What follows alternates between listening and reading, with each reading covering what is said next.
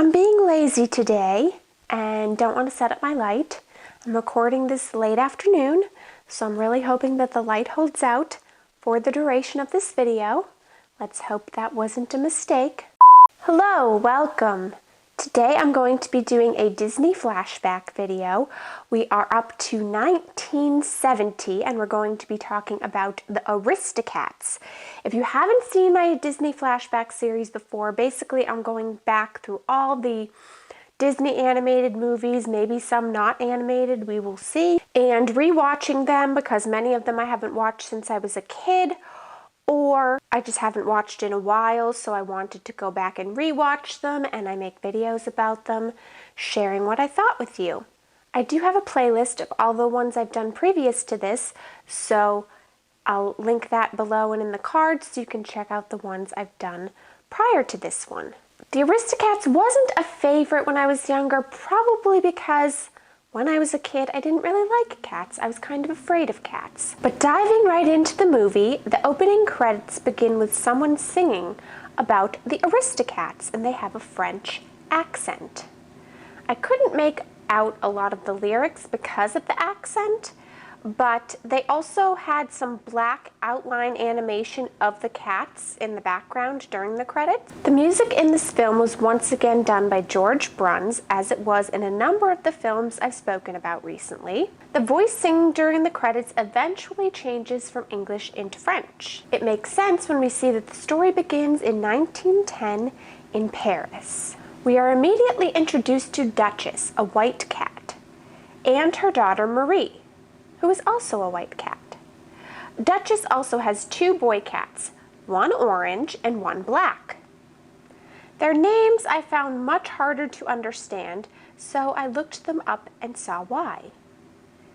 And I honestly don't even know how to pronounce them, so I'm going to look up if I can figure out how to pronounce them and hopefully say them correctly. If not, I might just refer to them as the orange and the black cat. So the black one is Berlioz, if I looked up the correct pronunciation of that. Berlioz is the black one. The orange one is Toulouse. Berlioz and Toulouse. Hopefully I can remember that. It is apparent that the woman who owns the cats is rich. She has a butler named Edgar, and he mentions to her guest, should we take the elevator? Inside of her house. The woman is telling Duchess, we must look our best for George. He's our oldest and dearest friend. George and Madame, they always just refer to her as Madame. I don't know if that's like they're calling her lady, or I don't think that's her name, but that's how they refer to her. George and Madame talk about her favorite role, performing in the show Carmen. So we learn that she was a performer in her past. She then goes on to say she's asked George there on a very important legal matter. She wants to make her will, and he asks her, who are your beneficiaries? She says, as you know, I have no living relatives. She wants to be sure her cats are always cared for, and thinks nobody can do it better than her faithful servant Edgar. Edgar overhears this. I think he hears it through a pipe that goes into his room, but that wasn't completely clear. George questions her and says, you're going to leave everything to Edgar? Then George starts listing her assets. As he is, Edgar is getting excited. But then she stops George and says, no, I'm leaving it to my cats. I wish for them to inherit first for their lifetime, then when they are gone, everything will revert to Edgar. Edgar is upset. He can't believe he comes after the cats. Then he tries to do the math of how long they'll live, and he's not sure he'll even make it that long. He says to himself, I'll be gone, but then takes a turn and says, no, they'll be gone. I'll think of a way. There are a million reasons why I should, all of them dollars. So far, this reminds me of a favorite childhood movie of mine. It was a Disney Sunday night movie called The Richest Cat in the World. It has a similar plot. I know I said I didn't like cats as a kid, but for some reason I liked that movie a lot. When we finally properly meet the three kid cats, they are all trying to fit through the cat door at the same time, and Marie says, I should go first. And the other two question her like, why should you go first? She says, "Because I'm a lady, that's why." They say, "You're not a lady, you're nothing but a sister." And I thought that was cute. Once they're in the house, the three of them start playing, and one of the boys says, "Females never fight fair," to Marie. I also enjoyed that part. Duchess, their mother, comes in and tells them they need to act properly. Berlioz says, "Marie started it," and Marie responds, "Ladies do not start fights, but they can finish them." Marie sure does have some good lines. Since I really didn't remember this movie as I was watching and taking my notes, I was thinking there might be some foreshadowing going on. The kids tell their mom, "We were practicing biting and clawing. Aristocats don't need such things." And Toulouse, the orange one, says, "You never know when we'll run into an alley cat." Then he goes to work on his painting, and when it is finished, he says it is Edgar in the painting. Duchess says, "That's not nice. You know Edgar is fond of us and takes very good care of us." Then cut to Edgar putting sleeping pills in their food and adding spices and things to cover the taste. Back to the kittens, Marie and Berlioz focus on music as opposed to painting. He plays the piano while Marie sings. She's singing about scales and arpeggios. Eventually, Berlioz joins in singing with her. Then Duchess and Toulouse join in too. Next, Edgar arrives with their treat. They all dig in and think it's delicious. Then a mouse appears and says, "Good evening, Duchess, kittens." And they say hi to him as though they are all friendly. He asks them what the wonderful smell is, and Marie says, "It's creme de la creme a la Edgar." Side note, I recognized the mouse's voice just like in the Jungle Book. Not only was he Kaa in the Jungle Book and the voice of Winnie the Pooh, but he was also the voice of the Cheshire Cat and now this mouse, Roquefort. The actor was Sterling Holloway, and I didn't know he did so many notable Disney voices. Anyway, back to the story. Duchess asks Roquefort to join them. He said he doesn't want to interrupt, but it just so happens that he has a cracker with him. He dips his cracker into the milk. It's so good that he decides to go get another cracker, but he starts to get sleepy on the way back. Next, we see Edgar carrying a basket out of the house. All the cats are asleep in it, and he drives them away. Now we meet two hound dogs who hear the bike approaching their home, and they make a plan of attack. They start chasing Edgar and his motorbike, which causes him to drop the basket with the cats. Later, Duchess wakes up to thunder and lightning and says, "Where am I? I'm not home at all." Then she calls for her children because they've all wound up in slightly different places when the basket dropped. Toulouse says he was having a dream about Edgar and riding along with him. Then he hears a frog and says, "Uh-oh, it wasn't a dream. Edgar did this to us." Duchess responds, "Edgar? Why, that's ridiculous." They are all afraid of the thunder and lightning, so they run back into the basket. They aren't sure what to do, and one of the kittens says, "I wish we were home with Madame right now." Then Duchess says, "Poor Madame. She will be so sad when she sees us gone." Madame sees them not in their beds and gets worried. She's yelling for them, then the mouse overhears her, and he too realizes that they are gone. He is worried and says, "Anything could happen to them on a night like this." He goes outside and tries to find them. The next morning, Duchess wakes up to another cat singing and walking by across the river. It's Thomas O'Malley, the alley cat. It was another voice I recognized because he is also the voice of Baloo. So I guess they used a lot of the same voice actors for multiple movies during this time. He spots Duchess as he is singing and makes his way toward her. They have a little flirtation, then the kittens wake up and notice him. Toulouse says, "Look, an alley cat." So my foreshadowing was correct. Marie says, "Shh, listen," because she wants them to listen and overhear what Duchess and the alley cat are saying to each other. Later, Duchess tells O'Malley she's in trouble, and he responds by saying, "Helping beautiful damsels in distress is my specialty." She asks him to show her the way back to Paris.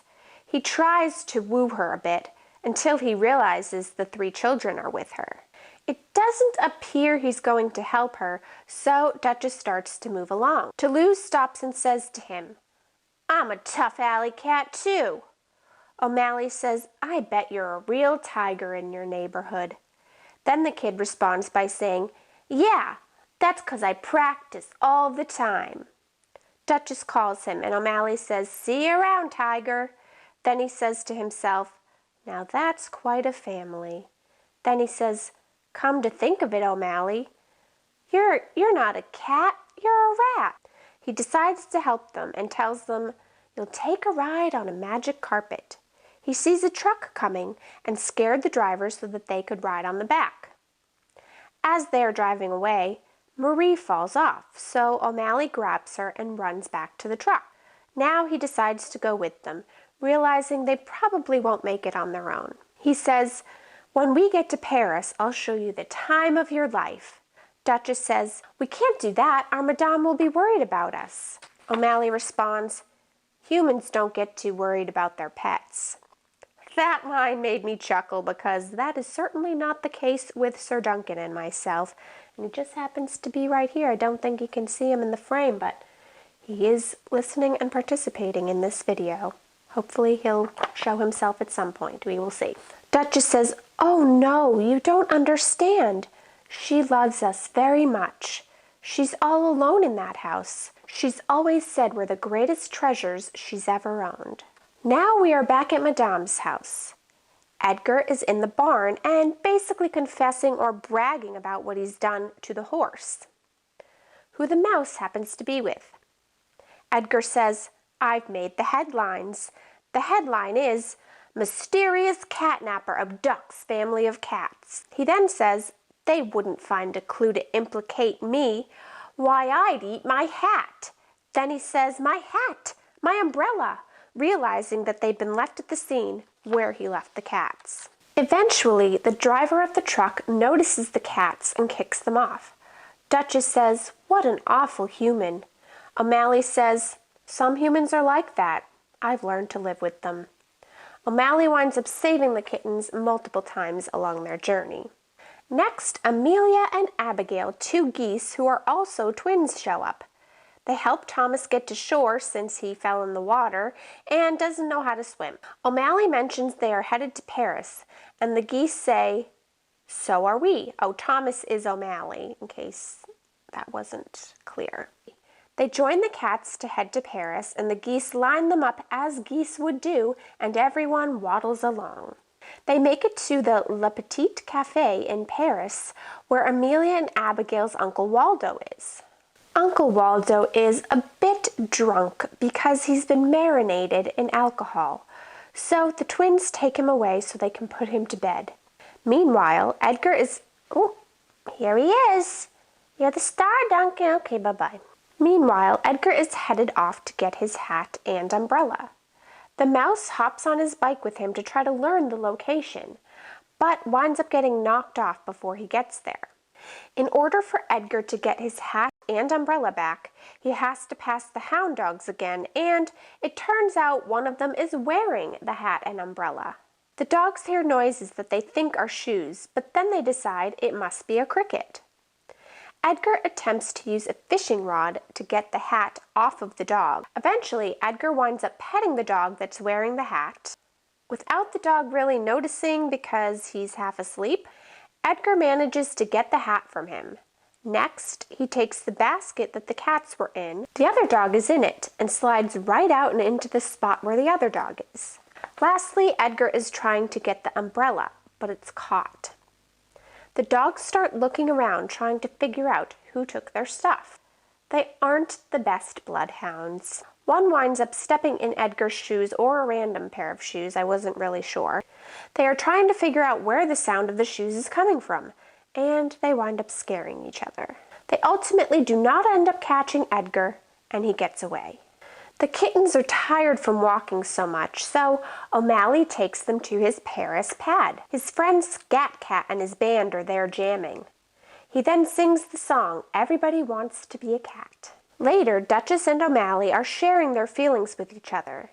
He says how much he loves the kittens and how maybe he could be a father figure. Duchess says that would be wonderful, and she would love to, but she can't because she can't leave Madame. He responds, she's just another human and you're just her house pets. Duchess says, no, we are much more to her than that. She says, we have to go home tomorrow. Thomas tells Duchess he's going to miss her, and the kids too. The kids happen to overhear all this, and they say, we almost had a father. The next morning, they manage to find their way home. O'Malley is quite impressed with the neighborhood. The mouse notices that they have returned and then sees Edgar lounging about. He fears Edgar will interfere with the cat's return. He says, I've got to do something. So he tied Edgar's shoes together. The kittens are trying to get into the house, but their cat door is sealed shut. So they all start meowing, and of course Edgar hears this. The mouse is trying to warn them through the window, don't come in, go away. But they just think he's excited to see them. Duchess says goodbye to Thomas, then Edgar lets them all in the house. He says, Duchess, wherever have you been? As if he doesn't know. The mouse is still trying to warn them. Edgar ties them up in a sack. Then we see O'Malley outside saying, I guess they don't need me anymore. Not because he saw any of that happen, but just because he thinks, well, they're home with their Madame in their nice house. They're fine. They don't need me. Madame comes running downstairs saying, Edgar, they're back. I heard them. But Edgar has hidden the sack in the oven. Edgar pretends to help her look and call to them. Madame says, it must have been my imagination. Meanwhile, Duchess tells the mouse to get O'Malley. O'Malley then tells him to go get Scat Cat and tell them O'Malley sent you. I'm going to need help. The mouse has trouble remembering his name. Then, just as he's about to strike out with the cats, he says, why did I listen to that O'Malley cat? Then he has the cat's attention, and they hear that Duchess and the kittens are in trouble, so they run and try to help. Edgar is planning to ship them to Timbuktu this time, so that they can never return. O'Malley and the horse are trying to stop him. Then, just in time, Scat Cat and his gang show up. The mouse unlocks the trunk that is destined for Timbuktu and that the cats are locked in. After some teamwork and back and forth, they free Duchess and the kittens and wind up putting Edgar in the trunk and sending him to Timbuktu. Next, we see Madame getting a portrait of the cats, including Thomas O'Malley. She's also updating her will again and removing Edgar since he left without notice. She says they should keep Thomas in the family and also make sure to provide for their future little ones. I don't know if this meant that they were already expecting future little ones or if she was just assuming that they'd have more kittens in the future. George says, of course, the more the merrier.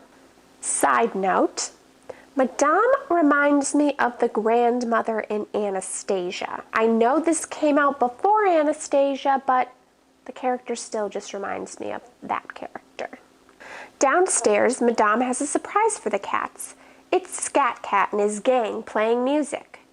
She tells George it's the start of my new foundation. He says, what foundation? She says, my home for the alley cats of Paris. Then the cats are having a dance party and reprise the song, Everybody Wants to Be a Cat. Then everyone joins in, the horse, the geese, and the dogs.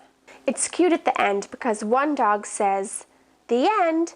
Then the other says, hey, I'm the leader, I'll say when it ends. Then he turns and says, that's the end. I did enjoy this one. I wasn't sure if I would, but it was cute and kept my interest. If you have cats or like cats, I think you would enjoy it.